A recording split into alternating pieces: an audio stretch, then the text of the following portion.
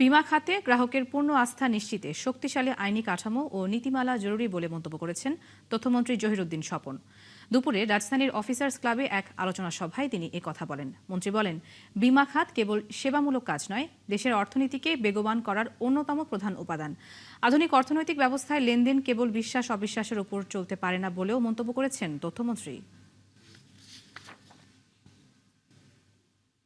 একটা দেশের অর্থনীতি সেই দেশের মানুষের কর্মপ্রক্রিয়ার মধ্যে দিয়েই কিন্তু শক্তিশালী হয়। টাকা কত লোকের হাতের মধ্যে বদল হবে, টাকা বদলের গতি কত বাড়বে, তত কিন্তু অর্থনীতিও বাড়বে।